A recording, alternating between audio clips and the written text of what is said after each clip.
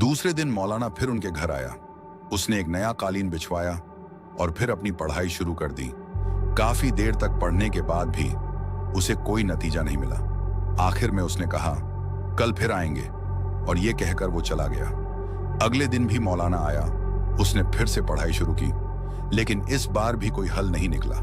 2 दिन गुजर गए, लेकिन रहस्य अब भी रहस्य ही बना हुआ था। फिर तीसरे दिन मौलाना दोबारा आया और काफी देर तक पढ़ने के बाद अचानक बोला, हमें ताइफ वाले घर की मिट्टी चाहिए। घर के सब लोग हैरान रह गए।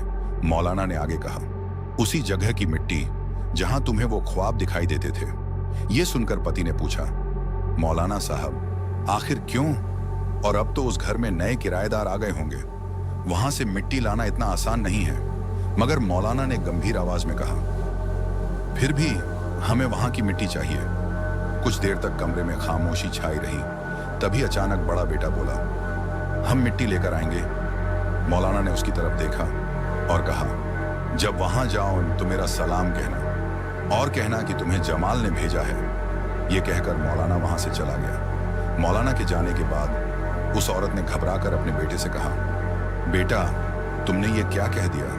तुम वहां से मिट्टी कैसे लाओगे? लेकिन लड़के ने मुस्कुराकर जवाब दिया, अम्मी, आप फिक्र मत कीजिए, हम मिट्टी लेकर आएंगे। अब सबकी नजरें उसी लड़के पर थीं। लेकिन क्या वो सचमुच ताइफ जाकर उस घर की मिट्टी ला पाएगा? और आखिर मौलाना को उस मिट्टी की जरूरत क्यों थी? आगे क्या हुआ, जानने के लिए कमेंट में पार्ट 12 लिखिए।